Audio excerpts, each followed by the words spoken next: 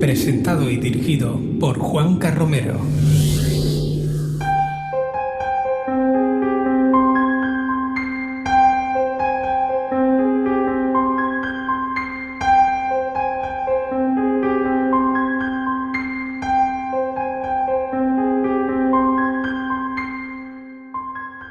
Buenas noches y bienvenidos a Ángulo 13.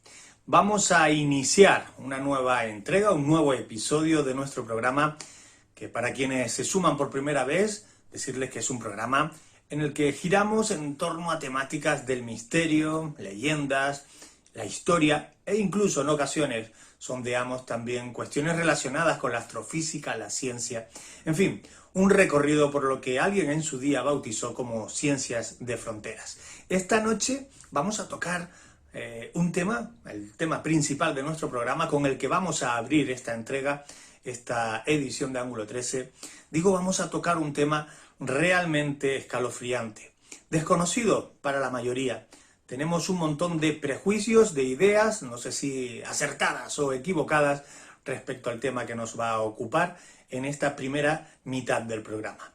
Esta noche hablamos de satanismo. Simplemente escuchar la palabra Satán, el nombre Satán, también otros nombres colindantes como Belcebú, Lucifer, nos lleva a un plano realmente inquietante.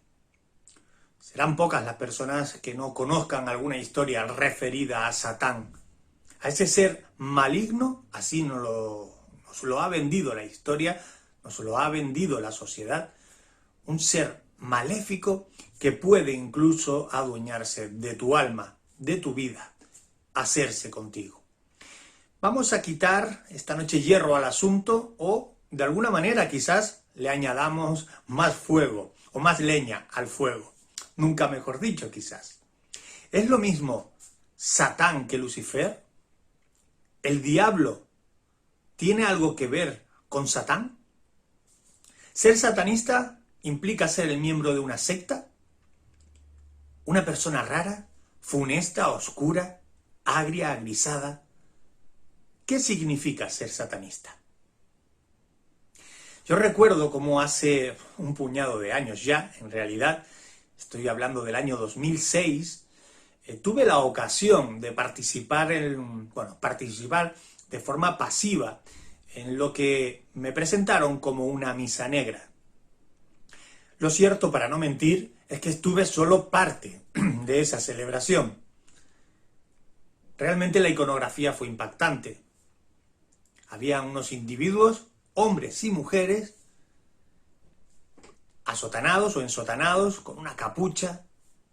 Uno de ellos, cuando comenzó aquella celebración, comenzó a entrar por aquel salón. No era un gran templo, voy a ser sincero, voy a decirlo, era un garaje de una comunidad, la zona conocida como La Higuerita, la isla de Tenerife. Bueno, pues este individuo que entraba encabezando la comitiva llevaba en sus manos una cruz invertida. Por aquellos años aquello me cautivó más que crear otro tipo de sensaciones. A mí me sedujo aquella iconografía, aquella idea de que habían personas que adoraban algo que no era lo establecido. Esta noche, con nuestra primera invitada, Teresa Porqueras, vamos a hablar de satanismo. Acaba de publicar un libro titulado Yo Satanista, en primera persona. Y será ella, en primera persona, quien nos quite algunos de esos prejuicios, algunas de aquellas ideas. Hay personas que adoran al demonio, hay personas que se atreven a idolatrar a Satanás. ¿Por qué? ¿Qué les lleva a eso? ¿Hasta dónde quieren llegar? ¿Cuáles son las líneas de actuación de este tipo de colectivos? ¿Se organizan en grupos o se puede ser un satanista individual? Ir solo por la vida, un bala perdida, dirían algunos. Con Teresa Porqueras, en un momentito, vamos a iniciar una entrevista, una conversación y espero que podamos salir de muchas de nuestras dudas. También abriremos esta noche una de nuestras conexiones anguleras. Conexión Angulera, sabes que es un espacio que hemos creado en el programa para invitarte, a ti, precisamente, que estás viéndolo ahora, a que participes, contándonos qué temas del misterio te gustan, si has vivido alguna experiencia en primera persona o si simplemente te gusta el cine de terror en fin, una charla, da igual el motivo, buscaremos la excusa y participaremos en una conversación. Esta noche tendremos, insisto, una de esas conversaciones, de esas conexiones anguleras con Domingo Batista. Para mí, aparte de una gran persona, todo un descubrimiento. Es escritor, nos hablará de su obra, pero también desde un punto de vista bastante particular. Así que no te voy a quitar más tiempo. Te invito a que te quedes en esta nueva entrega del programa Ángulo 13. ¿Estás cómodo? ¿Estás cómoda? Bienvenidos. Comenzamos. Ángulo 13. Un recorrido por la divulgación de fronteras. Con Juanca Romero. Continuamos en Ángulo 13 y, como lo habíamos anunciado, tenemos a una gran amiga del misterio que además está de enhorabuena. Algunos dirían, me parece una frase ordinaria, pero algunos dirían que está recién parida literariamente. Pero eso lo podríamos discutir. Teresa Porqueras, buenas noches. Hola, buenas noches, Juanca. ¿Qué tal? ¿Cómo estás? Encantada de estar en tu programa.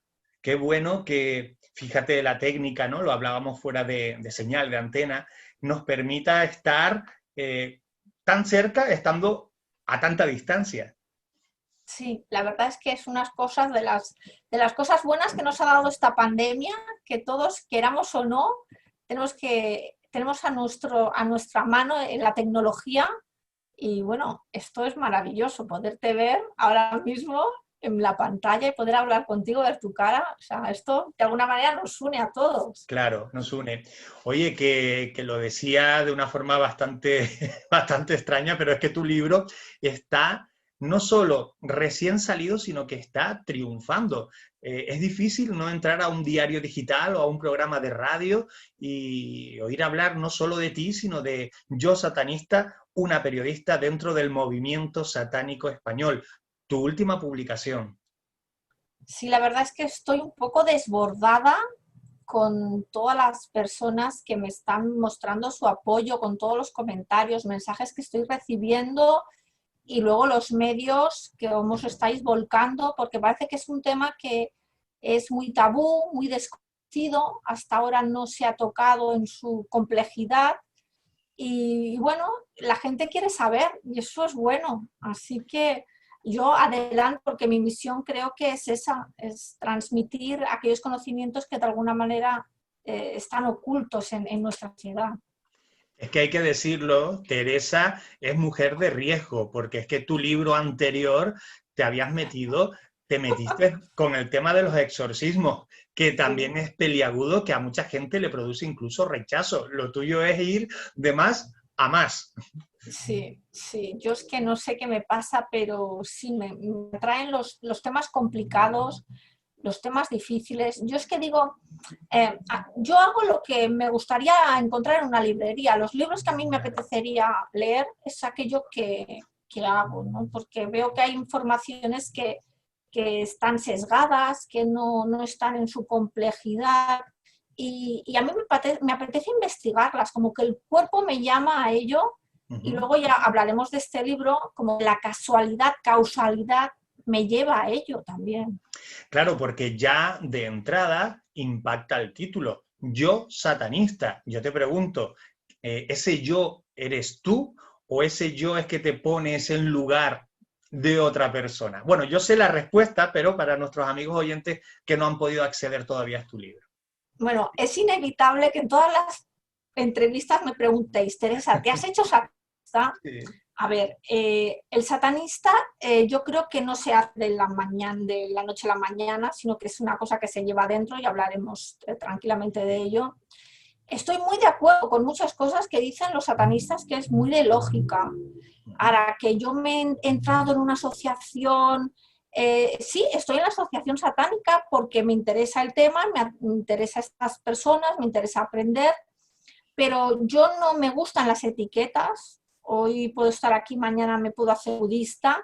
Me gustan las ideas, me gusta buscar en la vida y soy una buscadora nata. Así que yo soy Teresa, me gusta indagar en la vida, en muchos temas, y este es uno de ellos. Mira, leyendo sobre el satanismo, me llama mucho la atención que se recurre continuamente a expresiones como libertad, la búsqueda individual de la libertad, y para mí, personalmente, tiene connotaciones masónicas. Fíjate lo que te digo, ¿no? Los masones también persiguen la búsqueda individual de la libertad. En eso no se diferencia el satanismo, ¿no? Mira, esta es una de las preguntas que yo tenía con el protagonista de mi libro. Y es que la masonería, los rosacruces, el satanismo, todas estas órdenes ocultas y muchas otras que existen y no conocemos, tienen algo en común, que es la búsqueda de la individualidad, la búsqueda de la libertad y la búsqueda del conocimiento. Y la libertad se consigue con el conocimiento.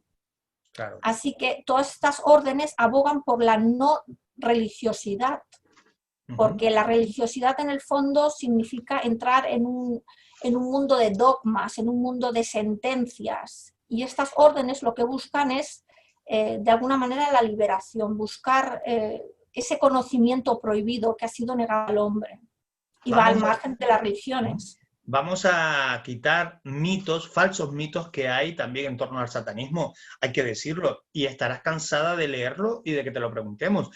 Al satanismo siempre se le ha atribuido conceptos estrambóticos como invertir Cristos, asesinar bebés, rituales de sangre. Yo todo este tipo de historia la he escuchado durante décadas. ¿Cuánto hay de verdad en eso? ¿El satanismo hace ese tipo de rituales, utiliza la sangre como, digamos, herramienta común en sus ritos, o no es tan significativo, no es tan icónico en ese sentido? Bueno, te diré que en todo esto hay mucha mitología y también creada por las religiones, porque ya te digo, el satanismo es un movimiento, una filosofía de vida que aboga por la libertad, aboga por los no dogmas, por no las prisiones mentales.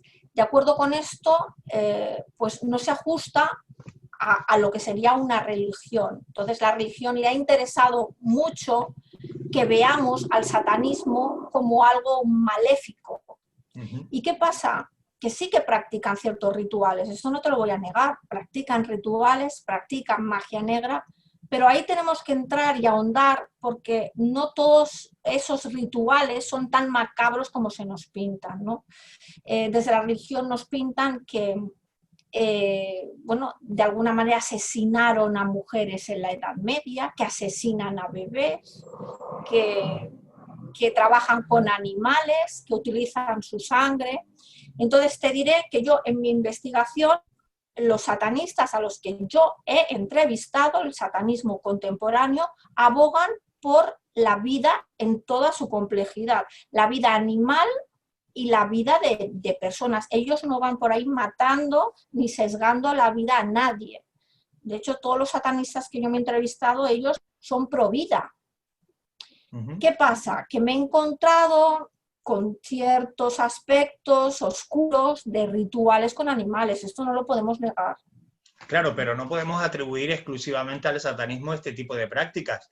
Tenemos ritos afrocubanos, los palos y otros tantos a nivel mundial que practican ritos semejantes, y aunque se les ha criminalizado, no tanto como al satanismo. Quizás porque la religión católica especialmente se ha encargado, como bien decías, de criminalizarla a lo largo de los siglos, criminalizar al satanismo. Claro, es que a ellos les interesaba, porque las religiones lo que quieren son fieles. No les interesa que haya ningún movimiento que permita al hombre pensar por sí mismo. Piensa que el satanismo se plantea la existencia de los dioses. Para ellos es muy importante que el hombre piense por sí mismo. Esta idea de que existe un Dios creador, de que existen estas vírgenes, que estos santos, estos poderes sobrenaturales, estos no van con el satanismo. Estos no entran dentro de la filosofía de ellos. ¿El satanismo no idolatra a Satán como una deidad? Pues no, pues aquí te tengo que decir que no. Esta es la idea que se nos ha metido en la cabeza. El satanismo reniega de las religiones. Una religión significa adorar a una deidad y seguir pues a rajatabla unos dogmas y unos mandamientos. Y los satanistas reniegan de esto. Ellos dicen, no tenemos que seguir a ningún dios, absolutamente ninguno, solamente a nosotros mismos, porque ellos practican la autodeificación personal. Y para ellos Satán no es un dios, para ellos es un compañero de vida, un ejemplo a seguir, un símbolo. Por eso la palabra Satán no forma parte de esa deidad, esa parte como religiosidad, sino que forma parte como de un símbolo. Porque para ellos Satán, digamos que es aquel crítico que en su momento se enfrentó a Dios, que le planteó, ¿por qué tengo que adorarte? ¿Por qué tengo que hacer lo que tú me dices? ¿No? Entonces, el satanismo lo que plantea es que el hombre piense por sí mismo. Ajeno a todos Dios, a toda esta clase de ideas que nos han metido las religiones, ¿no? De que el hombre está sometido. Justo ahora cuando estamos hablando en pantalla, durante toda esta entrevista estamos viendo entre tu imagen y la mía, la cubierta, la portada, mejor dicho, de tu libro. Impresionante, me parece muy visual.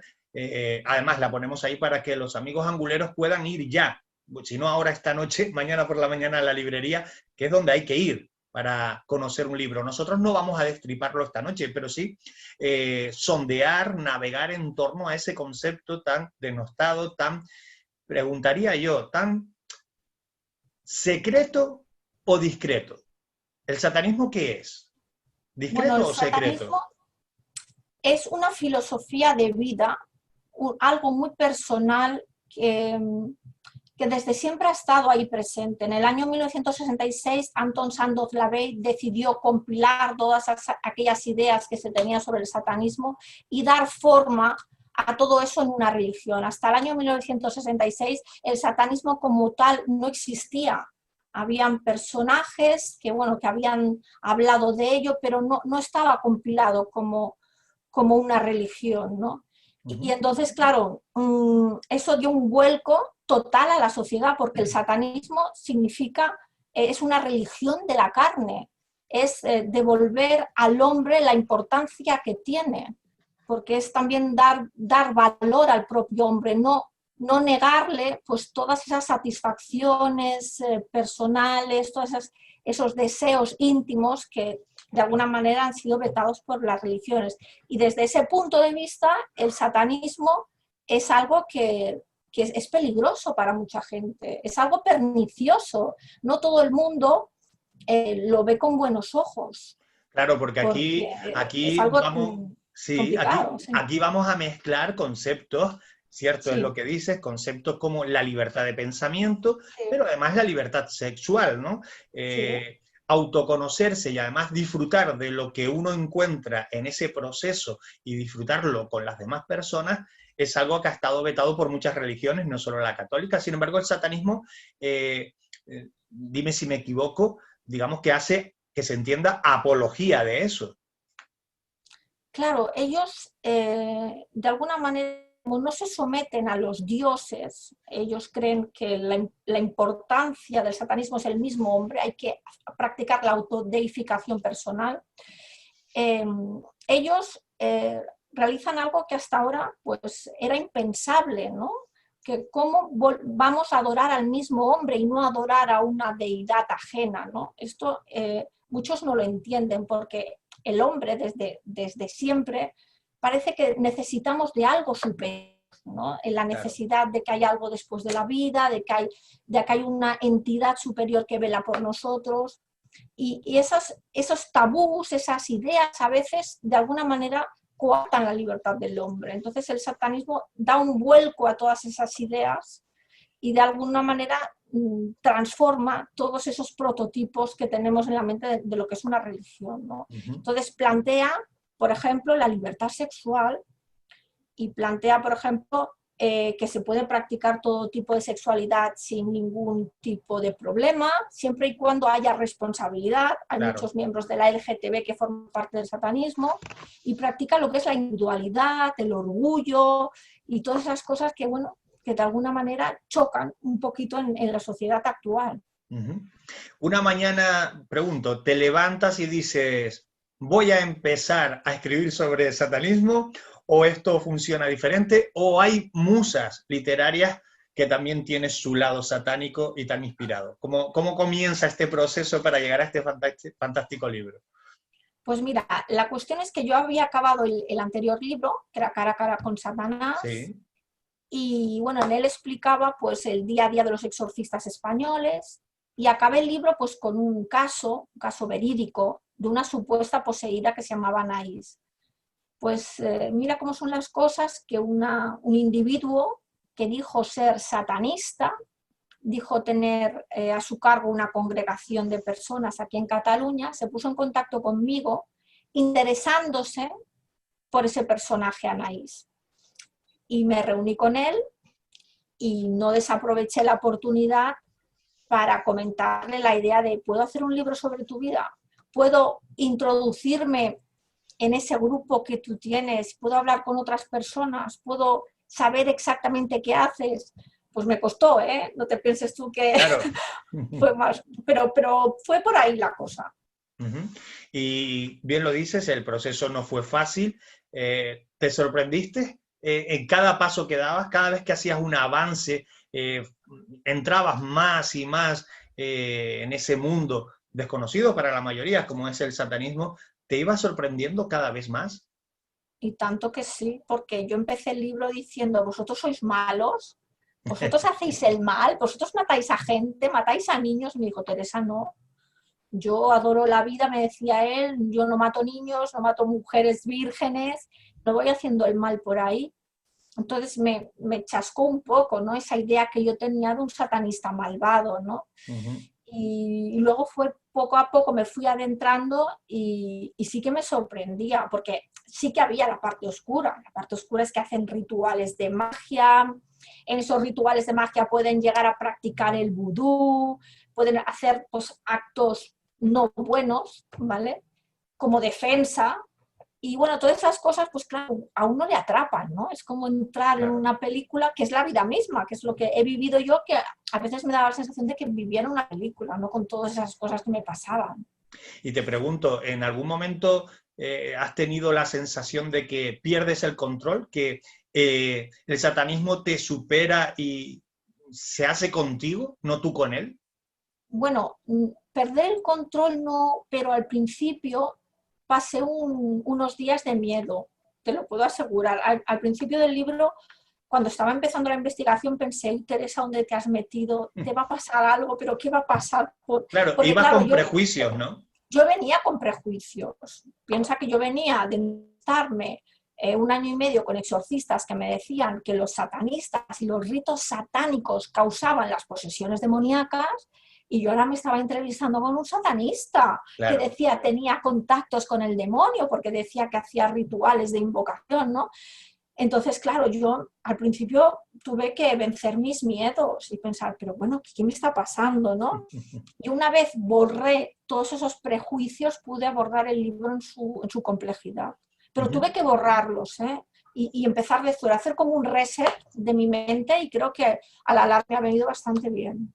Yo no sé si durante ese proceso tú compartías con la gente más cercana, familiares, amigos, el trabajo que estabas realizando, que más allá de lo literario se estaba haciendo contigo también, o tú estabas introduciéndote.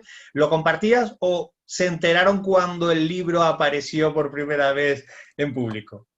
Bueno, con muy pocas personas sabían que estaba en esto. Yo me acuerdo a mi hermano que le comenté un poco, he conocido a un satanista, estoy metiéndome en esto. ¿Qué dices, Teresa? ¿Qué dices?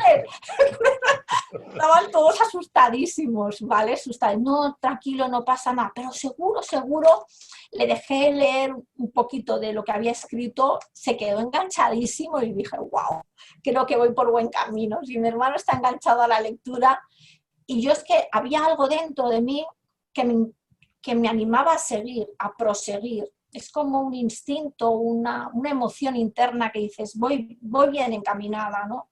Ujú. Porque el satanismo como filosofía no es una filosofía mala, no es una filosofía mala. O sea, todas las personas que he ido conociendo en mi camino son grandes personas. Te puedo decir que yo no he visto maldad en ellos. Tienen las ideas muy claras, tienen a veces genio, tienen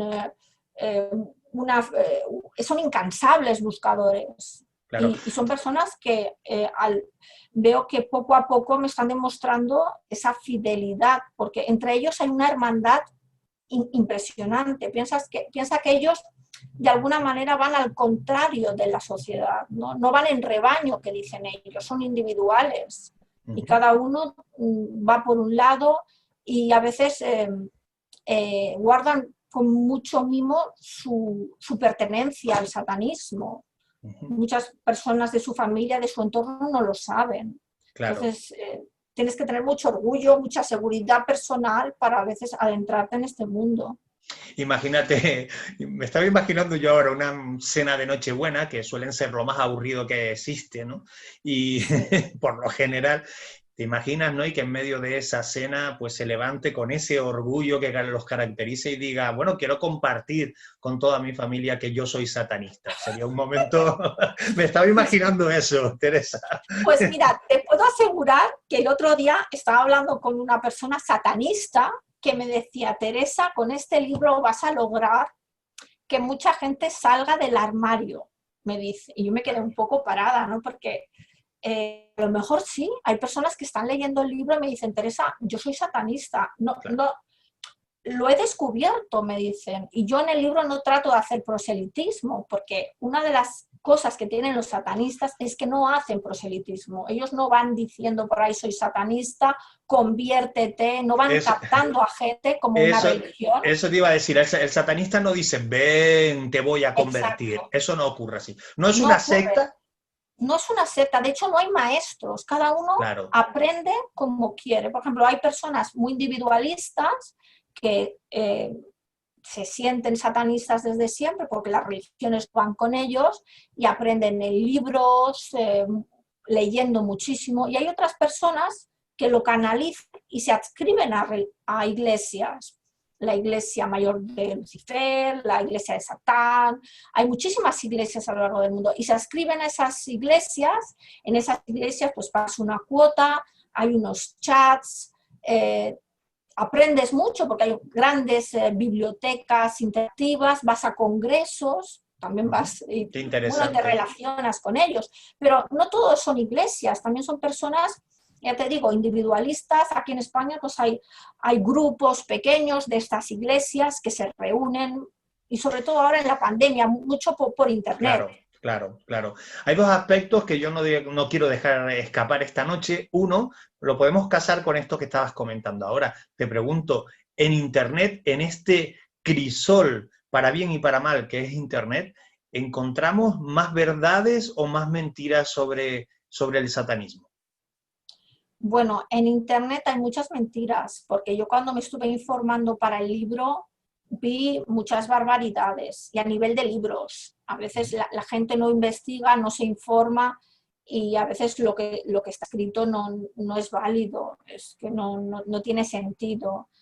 En los grupos, hay muchos grupos actualmente sobre satanismo y hay de todo. Hay algunos que sí, que son muy interesantes porque forman parte de una iglesia, una congregación, pero hay algunos que son muy absurdos. Y que son puro troll, que entran a contaminar estos grupos, ¿no? Esto ocurre con todo, hay que decirlo, no solo con los grupos donde se reúnen los satanistas, sino, pues como antes decíamos, masones y otras sociedades, pues suelen tener agentes contaminantes, ¿no? Eso es inevitable con estos tiempos que corren. Hay un aspecto que no quiero dejar pasar, la función o el papel, mejor dicho, de la mujer dentro del satanismo. ¿Por qué? Tirando de ese hilo del que siempre hemos tirado, que es el de los tópicos, la idea que podíamos tener o que podemos tener es que la mujer está en un grado inferior, como la sitúa la Iglesia Católica, hay que decirlo, que forma un papel sumiso, pero descubro con tu libro que me atrevería a decir que es todo lo contrario. La mujer tiene un poder mágico, ¿sería la palabra exacta? Sí. En Estados Unidos hay importantes sacerdotisas que tienen a su cargo bastantes personas. Aquí en España la Asociación Satánica, bueno, la vicepresidenta es una mujer, y la mujer es importante en esta filosofía de vida, porque así como las religiones la dan de lado, en el satanismo la equiparan igual al hombre, igual o más importante, porque reconocen en la mujer esa magia que tiene como dadora de vida, ¿no? Y piensa que en la antigüedad, ahora estamos viviendo pues un patriarcado, pero en la antigüedad, donde el hombre estaba muy unido a la naturaleza, al matriarcado, a la fecundidad, se adoraban a las mujeres como diosas, ¿no? Entonces el satanismo intenta recuperar un poco esa visión que tiene la mujer como un ser poderoso. De hecho, las mujeres que son satanistas adquieren, digamos, el concepto de empoderarse, de sentirse más fuerte, de formar parte por igual de esta sociedad a raíz de ser satanista. Y tanto que sí, piensa que de alguna manera ellas se sienten alabadas, se sienten importantes, claro que sí. Además es que no es que nos sintamos importantes más que el hombre, es que el satanismo lo que hace es equipara hombre y mujer. Claro. A veces el hombre parece que tiene que ser más que la mujer o la mujer más que el hombre, no, realmente equiparan. Y por ejemplo, hoy en día en la Asociación de Satanistas de España hay tantas mujeres miembros como hombres. Y se trata que hay un por igual. Tú, en tu investigación, no, más allá de poder hablar con cada uno de ellos, de poder conocer su vivencia, sus pareceres, ¿has podido participar de algún tipo de ritual en primera persona? Yo no sé si tú podrás responderme a esto o no, yo hago la pregunta. ¿Has participado desde dentro? Sí, incluso recibí clases, entre comillas. Sí, he recibido ciertas clases, ciertas nociones, he hecho rituales, porque yo quería vivir en primera persona qué se sentía, porque a mí, si yo en el primer libro de exorcismos yo no hubiera visto un exorcismo, yo, pues ¿cómo lo explicaría, no? Y aquí me sucedía lo mismo, digo, ¿cómo voy a entender qué es hacer un ritual o qué es la magia negra, si yo no participo de algo de esto, ¿no? Entonces sí, participé, yo quise participar en diversos rituales, por ejemplo, de sintonizar con un demonio. Mi arquierus, el Rubén, que yo llamo Rubén en el libro, él es un satanista teísta, porque hay dos grupos de satanismo, ¿no? Sí. Hay los satanistas ateos, que realmente no creen en el demonio como una entidad física o energética, simplemente no creen en él y utilizan a esta figura Satán como un emblema, un símbolo, simplemente un modelo a seguir. Pero luego los más interesantes, literariamente, son los satanistas teístas, que son mayoritariamente los protagonistas de mi libro. Y entonces los satanistas teístas sí que creen que ese diablo existe, pero no existe como la Iglesia nos ha contado, ese ser vestido de rojo con cuernos y colas, sino que existiría como un concepto, pues ellos llaman egregor, ellos algunos llaman conciencia, exacto. Entonces ellos dicen que este especie de energía se podría invocar y se podría trabajar con ella. Y entonces ellos hacían rituales de invocación para contactar con los demonios, porque dicen que los demonios son los dadores de conocimiento. Y yo quise participar en una de estos rituales, ¿no? Para saber qué se sentía contactando en mi caso, contacté con la demonia Lilith. ¿Y qué se sentía, Teresa? ¿Qué se sentía? Bueno, yo pasé mucha emoción, porque claro, imagínate el lugar todo oscuro, con las típicas velitas, las imágenes de Baphomet, todo muy tenebroso. Se hicieron una serie de invocaciones y en ese momento se actúa lo que se llama el psicodrama. Esto es un concepto de Freud, ellos lo utilizan mucho, que es para que tú te pongas en situación, te concentres con esa entidad. Y yo te puedo asegurar que durante 4 o 5 días manejé en mi interior una energía muy extraña.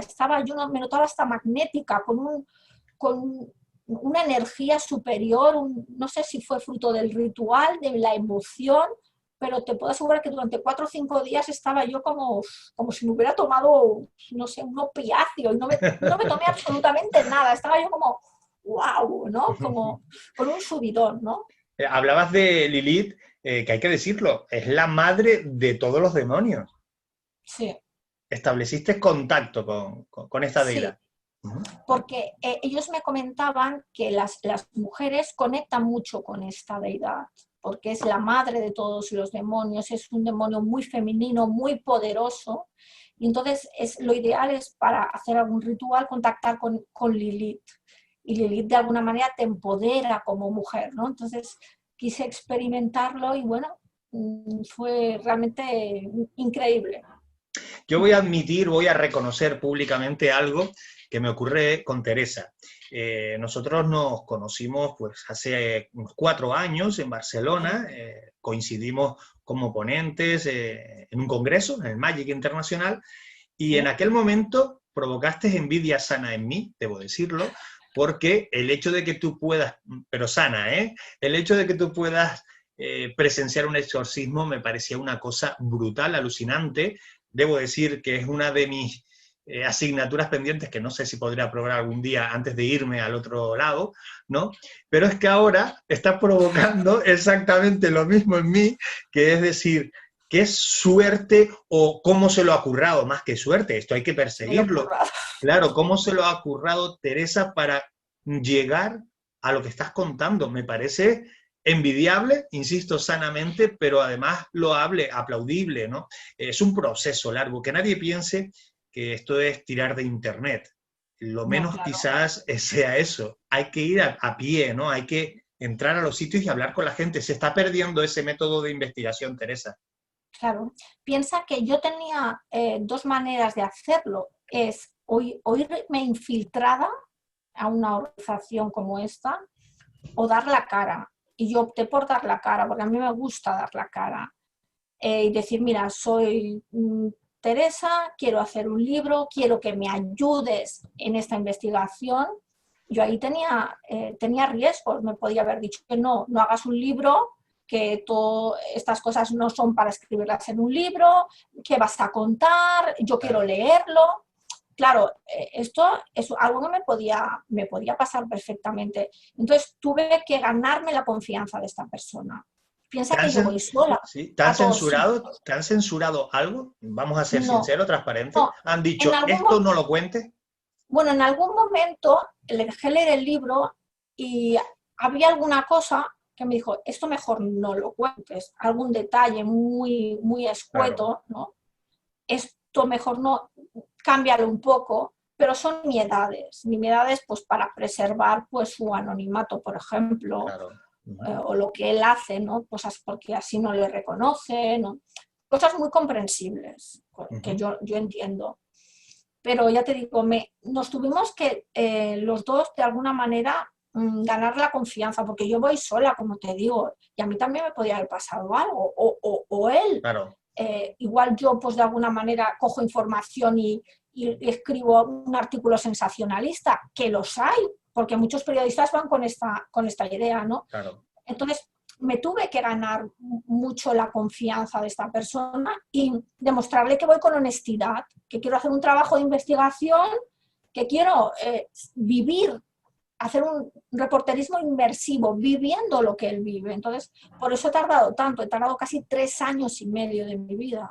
Que se traducen en prácticamente 400 páginas sin desperdicio, hay que decirlo, porque hasta donde aparece el logo de la editorial ya es interesante, a partir de ahí todo. Es un libro que, caray, que hay que decirlo, no todo el mundo logra ser un libro que atrape con un tema tan lleno de tabús, ¿no? Y sirve para eso precisamente. Teresa, has hecho un trabajo fenomenal.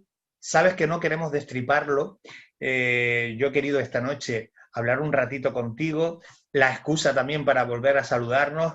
Te mereces todos los éxitos que estás teniendo y que ya presupongo van a seguir llegando. Antes decía que te desbordan, pero ahora es cuando hay que disfrutar un libro, justo ahora, ¿no?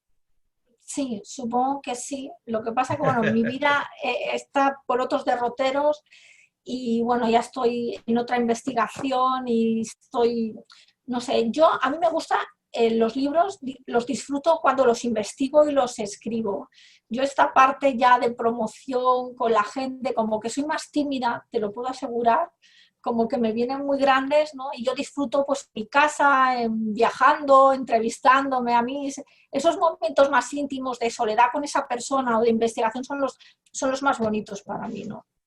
Pero Teresa se pone luego en un atril con un público ahí delante y se larga unas conferencias tímidas, Bueno, sí, pero te enganchan. Bueno, yo soy muy vergonzosa, ¿eh? Para mí esto es un ejercicio que me hago para superar esa vergüenza que tengo. Y luego soy muy miedosa, te lo puedo asegurar, porque bueno, cuando voy a ver una película de miedo, wow, si no tengo un cojín al lado me muero de miedo. Y este libro también me ha servido para superar mis miedos, Claro. porque había momentos en que yo tenía que vencer ese miedo interior.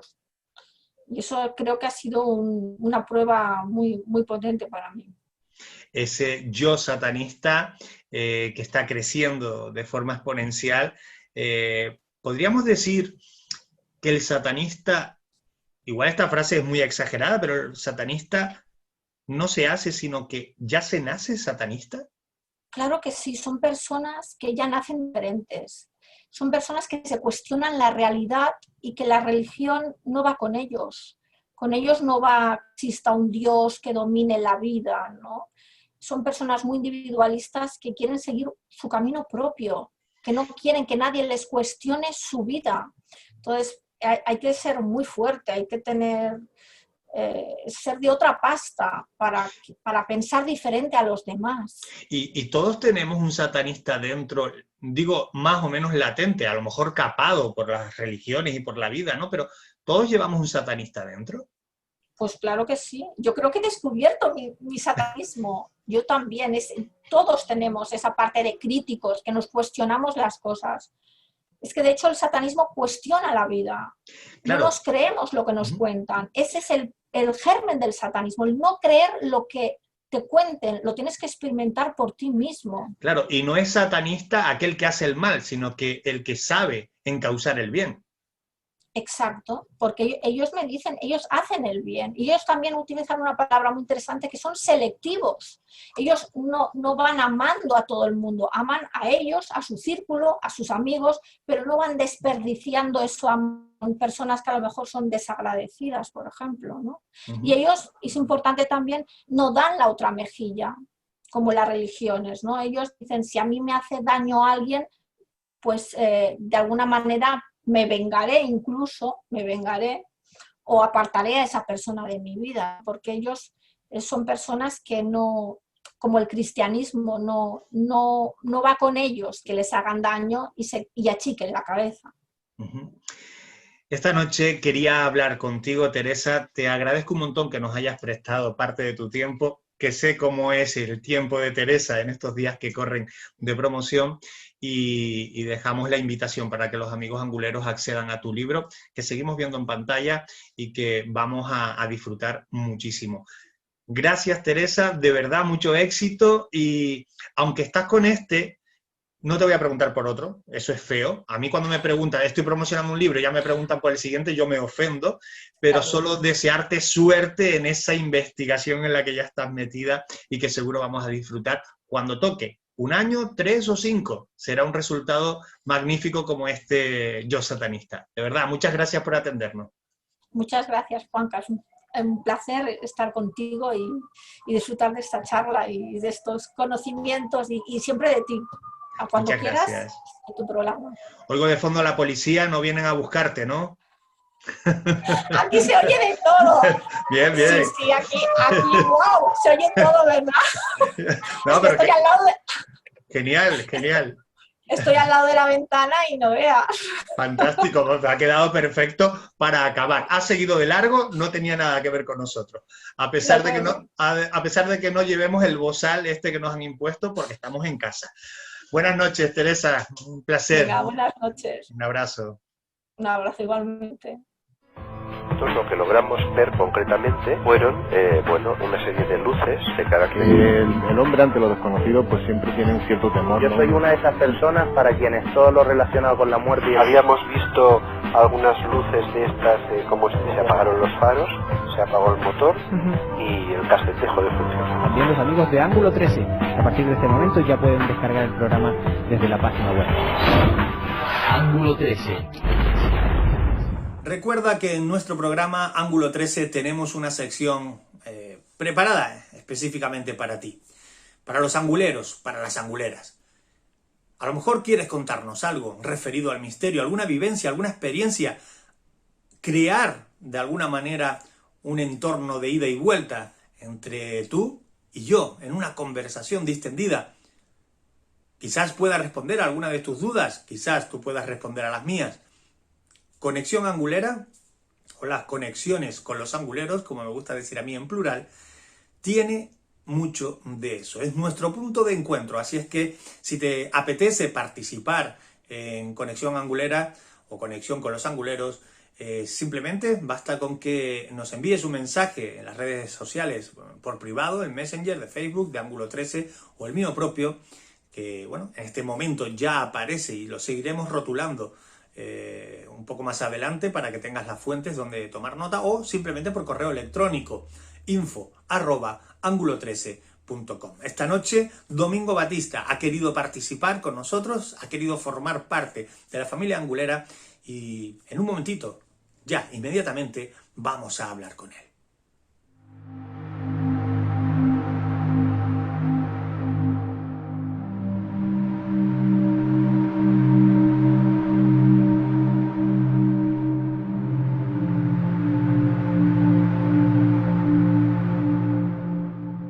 Domingo Batista, buenas noches.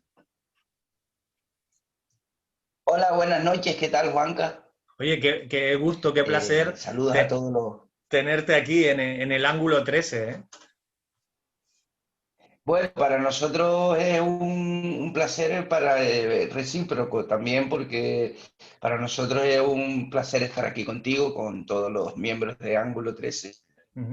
Sabes que nuestro programa en principio gira en torno a lo que es más controvertido, al mundo del misterio, lo insólito, vivencias que a veces están próximas a eso, y en estas conexiones anguleras, en esta parte del programa concretamente, ofrecimos la posibilidad a quienes nos ven, a quienes nos siguen, a que podamos charlar un ratito, y tú te has prestado, no sé si te vas a arrepentir o no, pero te has prestado a este rato de conversación, así es que personalmente quiero agradecer. Igualmente, vuelvo y repito, para mí, para nosotros es un placer y bueno, es recíproco, como digo. Mira, Domingo, para quien no lo sepa, aunque hay mucha gente que te conoce sobre todo a través de tus letras, ¿no? Tú eres escritor y no son pocos libros los que ya has publicado.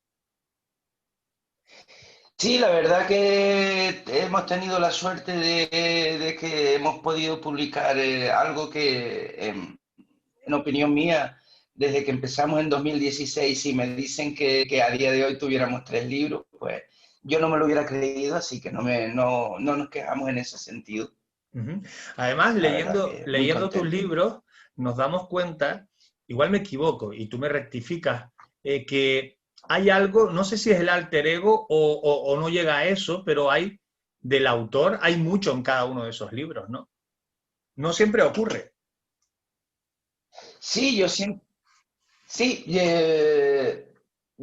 siempre digo de decir algo más de lo que dicen las palabras, y que aparte de entretener un libro, pues te deje una sabiduría, una experiencia, una opinión, ya sea buena, ya sea mala, y en el sentido en cuanto a mí, creo que todo el que hace algo instintivamente, aunque no quiera, siempre deja un poquito de sí en ese algo, no solo en las letras. Por ejemplo, un carpintero, siempre pongo el mismo ejemplo, pero es el más fácil. Un carpintero que hace una mesa siempre deja un poquito de sí en esa mesa.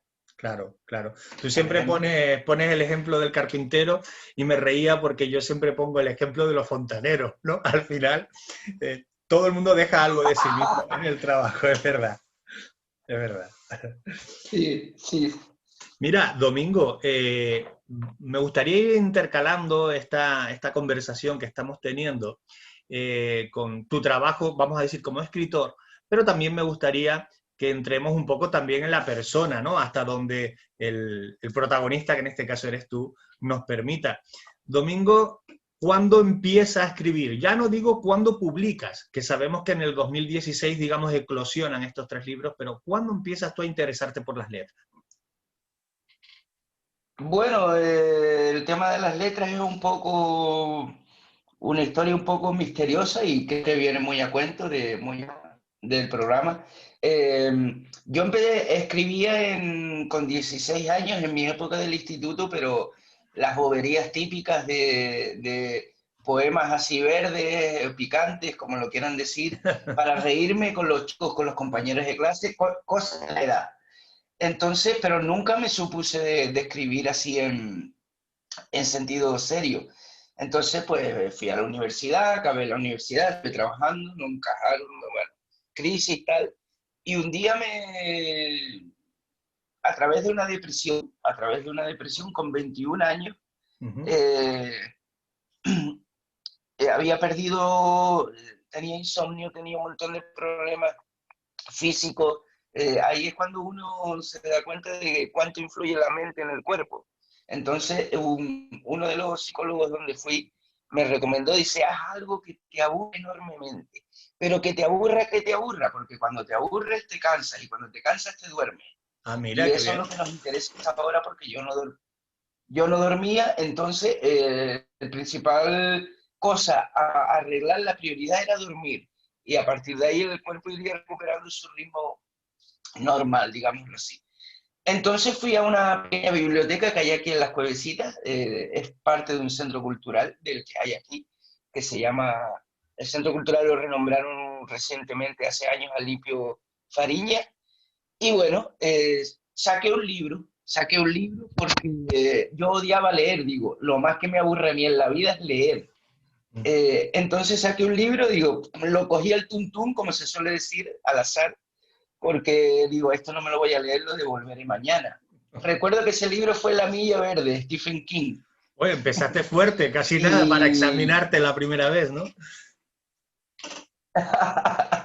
y al final llevé el libro y a las 3 días lo había leído, la semana había leído ese y 2 más. Es decir, Wow. digamos que ahí llegué yo al contacto, colisionamos las letras y yo, por decirlo así, como lector y como escritor o como autor, pues fue, como tú bien dices, en el 2016, un día, o en la noche más bien, estaba en casa y digo, ¿y por qué no escribir? Yo había escrito poemas, había escrito algo muy cortito, relatos, etcétera. Digo, ¿por qué no escribir algo más largo que es un poema? Entonces digo, bueno, digo, yo escribo y si llego a 100 páginas ya puedo presumir de que tengo un libro. Claro. Entonces empecé a escribir lo que después se convirtió en El Eco de las Olas. El eco de las olas. El Ese es Eco un de las libro. Olas fue un proyecto, Sí, no, te decía que ese es el un primer libro libro. que entre líneas, no sé si digo bien, entre líneas, de alguna manera habla de la posibilidad de una vida después de morir, ¿no? Sí, y El Eco de las Olas habla sobre una historia que indaga, bueno, dentro de las diferentes tramas de la historia, indaga entre esa posibilidad. Tiene mucho, de hecho yo lo digo en las notas finales del libro, tiene mucho de Domingo, pero también mucho de Mingui. Mingui es como me llama todo el mundo, Ah, es lo que vale. pasa en Canarias cuando vive en una familia, hay muchos con el mismo nombre, que te tocan más pequeñito. Sí, sí. Y, y bueno, como que hace referencia a lo que tú antes decías, que la verdad que en todos los libros siempre hay un poquito de mí, pero El Eco de las Olas es quizás el más que tiene de mí, si lo quieren decir, por decirlo así, de todos los 3 de ahora, por ahora. Eh, Entonces, como te digo, dime. no, no, no, sí, disculpa, como tenemos un pequeño retraso, no nosotros, la conexión, pues a veces cuesta mantener la conversación. Ah, Sigue, vale, sigue, perdón. sigue. Y como te decía, empecé a escribir lo que en julio, un poquito antes de julio. En mayo ya tenía escrito el libro en el ordenador y que era El eco de las olas. Y entonces yo digo, ¿y ahora cómo hago esto? ¿Qué hago yo para sacar de aquí un libro? Yo en esa época no sabía, me sonaba chino lo que era un depósito legal, me sonaba chino lo que era un ISBN, me sonaba chino que era autor, editor, librero, biblioteca, librería, en fin. Entonces busqué, toqué lo que hemos hablado antes, toqué las puertas, muchas puertas, fui aquí, fui allá, unas te devolvían la llamada no por cortesía, otras ni siquiera te devolvían la llamada. Y es algo que quiero, lo siguiente es algo que quiero hacer mención especial, porque una mañana estaba y digo, pues, ¿y a quién le pregunto? ¿Por quién tiro ahora? ¿Por quién que me va a ayudar si nadie ya estaba desesperado, casi a punto digo, pues, lo dejo en el ordenador para mí y esto quedará para mí como un recuerdo y ya está. Entonces había un señor, o hay un señor, que fue profesor mío, no de literatura, sino de música, la ironía, y que en esa época y sigue hoy en el Ayuntamiento de Candelaria de concejal de cultura encima, ahí sí, que se llama Manolo González Pestano. Y nada, digo, pues no pierdo nada por ir a preguntarle. Y fui, pedí una cita con él, como con un concejal, fui, me reuní, y mañana y le dije, digo, quiero escribir un libro. Y él se rió, porque claro, yo siempre he sido una persona, o soy quien me conoce en mi mundo, la vida personal, un poco payasete, siempre ando vacilando. En la época de alumno que él me conoció, pues todavía era el doble, porque era más joven. Claro. Y digo, no, que es en serio, que quiero escribir un libro. Y a partir de ahí él no me puso más dudas, más opiniones, más obstáculos, más nada. Dice, te voy a ayudar. No sé si será posible, pero yo te voy a ayudar. Y así El eco de las olas se publicó, lo tuve en mi mano el libro, un día antes de Navidad. Qué bonito, de ese año, qué bonito. del año 2000. Qué bueno, qué bueno. Pues sí, parece una historia de película, pero es realidad. Además, Domingo, además este libro, hay que decirlo, porque tú eres una persona sencilla y a lo mejor lo vas a dejar pasar, yo no. Este libro fue premiado. Sí, bueno, el eco de las olas creo que lo fue premiado, es el tema de un poema que escribí posteriormente. Ah, disculpa, ando yo confundido. No, El eco de las olas saco 100 ejemplares, publica en autoedición, y digo, encima el que ve El eco de las olas es gruesito. Decir que El eco de las olas lo hicimos literalmente, él y yo, es decir, yo fui corrector, yo fui el de la estructura, yo dibujé y hice la portada, yo escribí, y él simplemente, o bastante, gracias a Dios, simplemente suena poco, me ayudó. Ahora tienes que ir allí a pedir esto, luego tienes que escribir por aquí a pedir esto, y así, literalmente así. Solo él y yo, Manolo González, ahí lo dejo. Mi forma de darle las gracias. Muy bien. Y nada, y El eco de las olas sí es cierto que tiene muchas deficiencias, que la deficiencia se suele decir yo del novato, ¿no? De lo que da la inexperiencia, por decirlo así. Entonces en un futuro quisiera volver a editarlo con una calidad, historia evidentemente, pero que con una calidad grande, buena. Y El eco de las olas físicamente es un trozo así, literal. Bueno, quien lo ha visto, tiene 500 y pico páginas. Y bueno, cuando lo presentamos y me lo pusieron en las manos 100, porque la imprenta me obligaba a hacer 100, digo, la mitad lo usaré para calzar ventanas y tal, pero digo, ¿a qué le vendo yo 100 libros ahora? Pero en un mes volaron, algo que ni siquiera, como te digo, ni yo me esperaba. En un mes y medio, vendí el último de los 100. Qué bueno. Qué bueno. Pues sí. Fíjate, Domingo, que, bueno, no sé si lo sabes, algunos amigos anguleros igual ya sí lo conocen por los años, alguna vez lo he contado. Dentro de los cursos que yo imparto, hay uno que va sobre la gestión del talento, ¿no? Y qué importante es poder localizar, nunca es tarde, el talento de uno, ¿no? Yo voy a hacer una cosa que está fea, porque lo voy a hacer en el directo, digamos. Me gustaría coger parte de esta historia que nos estás contando para yo ponerla de ejemplo a mis, perdón, a mis alumnos y que vean que es posible que de estar en las antítesis, de gustarme los libros y leerlos incluso, a pasar a escribirlos y disfrutarlos, ¿no? Me parece una historia tremenda de superación, si lo quieres llamar así. Hombre, pues yo te lo agradezco. Yo sinceramente no lo veo así. Es decir, simplemente yo creo que fue, ahora me pongo filósofo, creo que fue Einstein el que dijo que todos somos en algo. Y la diferencia cuando nos encajamos en algo es que no es lo nuestro. Claro. No quiere decir que nos sirvamos, simplemente somos malos en eso, pero seremos muy buenos en otras. Entonces, lo que te dice un poco es probar. Déjame que viaje a tu pasado, hasta donde tú me dejes. Vale. Hasta tú me dejes, porque Domingo Batista Marrero, el Domingo Batista Marrero que estamos viendo ahora en pantalla, como todos nosotros, ha tenido una infancia, si no, no hubiéramos llegado hasta aquí. Pero el recorrido de Domingo... Yo me quedé de la infancia en la altura. yo me quedé, como suelo decir, yo me quedé en la maduración. Yo sigo madurando, ¿no? A mis 40 y casi 8 ya. Bueno, pues Domingo tuvo una infancia quizás no, seguro, más complicada que muchos de nosotros. Porque Domingo encaja en ese puzzle que a veces es estadístico y no nos paramos a pensarlo, en ese puzzle donde 1 de cada 10 millones de niños padecen una enfermedad. Y tú eras ese 1, ¿verdad, Domingo?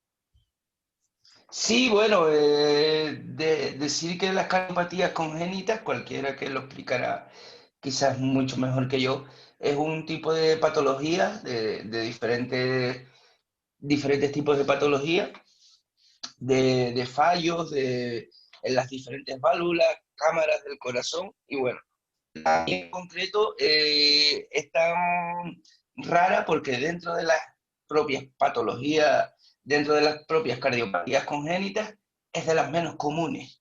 Es decir, que si ya es raro que te toque una de estas cardiopatías congénitas, vuelvo a repetir, es la mía en concreto, el tipo de mí es criss-cross, no sé explicarlo. Quizás si un cardiólogo oye eso te lo podría explicar perfectamente, seguro.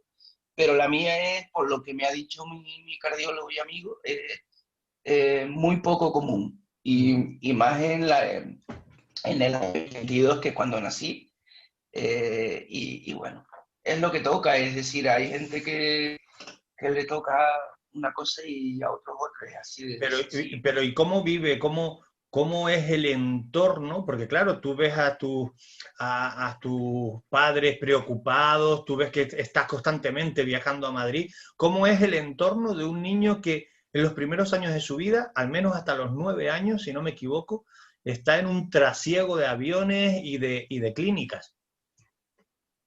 Sí, bueno, yo de esa época recuerdo, siendo honesto, recuerdo imágenes sueltas. Y un poco, sí es verdad que no lo recuerdas, nunca dejas de asimilar que te pasó, pero es un poco como si fueran dos vidas que se separan, es decir, el domingo de antes y el domingo de ahora, aunque sea el mismo. Creo que una vez hablaba con una persona, una madre de otro niño cardiópata, y le dije que, desde mi opinión, lo mejor que le ha pasado a su hijo es que le pase de pequeño. Es decir, digamos que a priori suena raro, pero cuando pasen los años, eso que has vivido te hace más fuerte en ese sentido. Cuando seas adulto, digamos que no olvidarás nunca lo que sufriste de pequeño, pero digamos que es como, lo verás como un cúmulo de cosas que ocurrió en otra época. Es decir, Claro. no sé explicarlo. Cuando te pasa de pequeño, digamos que el borrón y cuenta nueva se hace mucho más fácil que cuando eres adulto, que ya tienes una contaminación y unos miedos adquiridos a tu mochila, ¿no? Esos nunca los vas a poder borrar ya de adulto, ¿no? Bueno, efectivamente. pero hay que decirlo, y algo que me congratula, algunos años después, porque eres un chavalote, algunos años después, es decir, hoy, estás hablando de tus libros, que yo quiero volver ahí, porque también además el tiempo nos va echando encima los minutos. Del eco de las olas nos vamos a el último vuelo hacia el ocaso, o último vuelo hacia el ocaso. Aquí estamos hablando de, también, de alguna manera, se mete la vida, la muerte, un hombre que está ahí terminal, en fin, eso siempre va a estar como ingrediente de alguna manera, ¿no? Sí, bueno, yo siempre soy un poco trágico, dramático, o por lo menos hasta ahora, y, y quería hacer un libro. Cuando empecé con el último vuelo hacia el ocaso tenía claro que quería hacer un libro que la gente llorara. Seré mala persona, pero digo, a ver si puedo, a través a ver si, es como un poco ponerme metas a mí mismo, ponerme pruebas, ir superando obstáculos en mi nivel como autor, como escritor, en general como alguien que escribe. Entonces, yo soy capaz de hacer que alguien llore, y un poco esa fue la idea de Último vuelo hacia el ocaso, de ahí que sea, es una historia dura, porque es dura, el que la ha leído lo sabrá, y no quise edulcorar nada, no quise suavizar nada. Cuando escribí las cosas tal como son o tal como yo creo que son, literales. Y cuando digo literales me refiero a sufrimiento, me refiero a...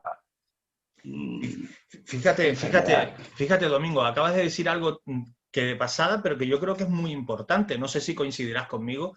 Estamos pasando ahora una pandemia, está azotando al planeta de una forma bastante dura. Quizás, solo quizás, el gran error, uno de ellos que se ha estado cometiendo y se sigue cometiendo, es no mostrar la dureza y la crudeza de la realidad a la gente. Provocar ese llanto que cree sensaciones y sentimientos que han hecho, lo han adulterado de alguna manera y nos han mostrado el lado más pasivo de la pandemia. Mostrarlo con dureza también puede ser un buen ejercicio, ¿no? Sí, bueno, a la vista está de lo de las famosas campañas de tráfico, que desde que se han mostrado el otro que va con el coche y se atropella al otro, el otro que se estrompa con el coche y queda pues medio muerto. Es decir, yo creo que a veces la gente, sobre todo la joven, y no puedo juzgar a todo el mundo ni englobar a todo el mundo, en esto de la pandemia hay gente que no se lo toma en serio por eso que tú dices, porque igual no piensan que sea para tanto.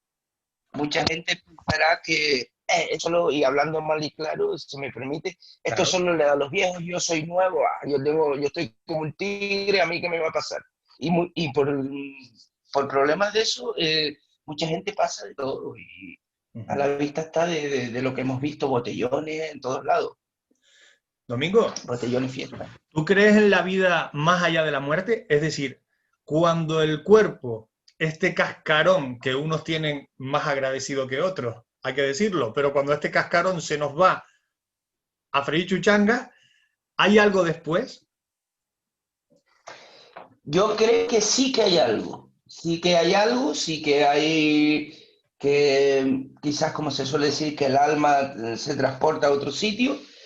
Lo que no tengo tan claro y que me gustaría, ojalá, es lo que te han pintado o lo que nos han pintado desde la religión, y no nombro porque ya estos son términos turbios, de con cielo, de que vamos a ir a un sitio donde vamos a ver a todos. Ojalá, porque si algo quiero en la vida es ver, como supongo que todo, a todas las personas que se han ido, nuestras. Ojalá sea así. Ahora, no lo creo ni lo dejo de creer, como se suele decir. De momento, sí que hay algo. De momento el consejo que damos es intentar ver a las personas mientras están vivas, que muchos dejan que pasen los meses, los años y no se acercan ya no digo a los demás, digo a los suyos, ¿no?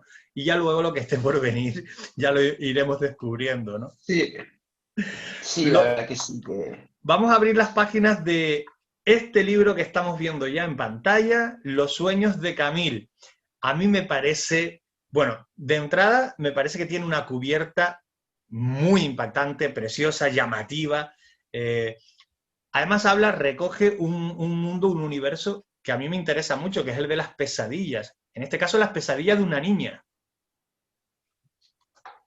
Los sueños de Camille, en cuanto a la portada, pues decir, por supuesto, también que es obra de un fotógrafo de Canarias, palmero, se llama Emilio Barrio Nuevo, y la niña seguramente será palmera o residente en La Palma, es una de las modelos que él usó. Y bueno, como tú acabas de decir, es impresionante. Queríamos darle, estamos con él, además un tío muy, muy ameno, muy jovial, muy normal, campechano, como digo yo. Siempre le dijimos que, o le dije que la idea que queríamos una niña en trabajo, porque se trataba del tipo de libro, y la verdad que lo plasmó perfecto. La verdad que muy bien. Y bueno, en cuanto a las pesadillas, sí, queríamos expresar el miedo de los niños, o quería expresar el miedo de los niños. Siempre hablo en plural por el tema de que un escritor nunca está solo y, en fin, Qué bueno. depende de mucha gente.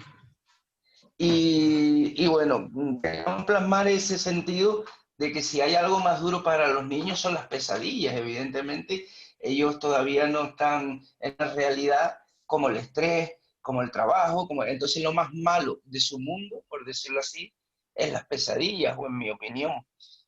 Entonces, a través de ahí queríamos hacer una historia de que la niña, a través de esas pesadillas, pues pudiera demostrar que era distinta. Al fin y al cabo, es una niña con los ojitos de otro color en una época que te quemaban casi por ser el pelirrojo. Con lo cual, al ser diferente, y ahí jugamos una vez más con lo que tú decías de poner un poquito de nosotros, todos hemos sido diferentes en alguna forma, todos hemos sido distintos, hemos pasado nuestra época infantil de no podemos hacer esto, no puedes hacer lo otro porque estás malo, no puedes esto, no, esto sí, esto. Entonces yo lo que quise es reflejar ese ostracismo hacia la niña con esa idea de que la gente pues ignoraba a la niña, literalmente la condenó al olvido, simplemente por ser diferente, es decir, por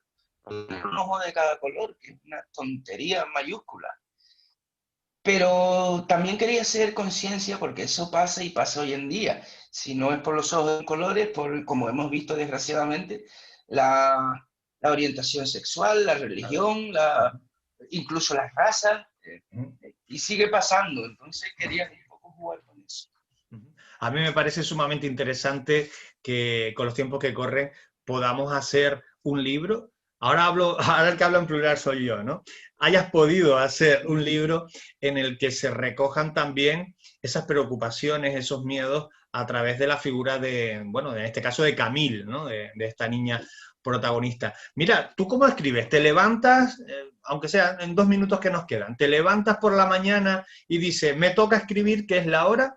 ¿O eres de los que de madrugada te despiertas y dices, voy a aprovechar el tiempo, me voy a sentar a escribir? ¿Tienes musas viviendo en tu casa? Yo intento siempre marcarme pautas, es decir, digamos que tengo mi vida estudiada, o intento hacerlo, no siempre me pasa, pero entre ejercicio, estudio de que estoy opositando, estar con mi musa es mi sobrina de 4 años, que Parece que se nos ha congelado la imagen de Domingo, a ver si la recuperamos. Ok, pues como decía, hay gente que se basa en diferentes musas. Mi musa es mi sobrina, aunque tiene, como digo, más de diablo que de musa, pero siempre intento buscar en todas las personas que conozco, en todas las situaciones, pues temas, siempre exageras un poquito para darle el morbo propio de la ficción, ideas para los libros o para las historias que luego acaban o no acaban siendo libros. Y en cuanto al tiempo, intento siempre marcarme, a lo mejor de tal a tal hora estudio, o de tal a tal hora escribo, que después pasa lo que pasa, que si haces algo que te gusta, como nos ha pasado a todos, te sientas a escribir y de tal a tal hora y miras el reloj y vas 4 clases. Entonces ella dice, ups. Pero sí, normalmente intento pautarme, porque si no es un desorden. Mira, Domingo, me apetecía un montón hablar contigo. De hecho, se me ha hecho cortísimo este tiempo, se me ha ido volando. A mí también. Es que sé que podemos hablar de 1000 cosas, lo sé. Yo buscaré la manera de convencerte para que lo podamos tejer y en que en algunas otras ocasiones podamos tener este tipo de conversaciones, claro que sí. Será un placer. Te agradezco un montón que nos hayas acompañado en estas conexiones anguleras en este programa Ángulo 13 esta semana. Un placer para mí también darle un saludo a todos los seguidores de Ángulo 13, a ti como coordinador director del programa y nada, un placer, aquí me tenéis para lo que necesitéis. Es un placer, de verdad. Gracias. Muchísimas gracias, amigo. Buenas noches. Gracias, buenas noches. Tu forma de ver las cosas. Tu ángulo de visión. Periodismo de investigación. Ángulo 13. No sé si fue un filósofo quien dijo, todo lo que comienza, acaba. Si no fue un filósofo, podía haberlo sido. Ángulo 13 llega a la recta final, espero que hayas podido disfrutar de los contenidos que hemos preparado esta noche para ti. Quizás con el tema de los satanistas, disfrutar no te parezca la palabra adecuada. A mí sí me lo parece. Hemos aprendido un montón sobre esa temática. Y también hemos disfrutado de la trayectoria vital de Domingo Batista. Hasta aquí, como digo, el programa de hoy. La próxima semana espero encontrarte nuevamente en este tiempo de misterio, tiempo de lo insólito llamado Ángulo 13. Recibe un cordial saludo y te espero en 7 días. Un abrazo.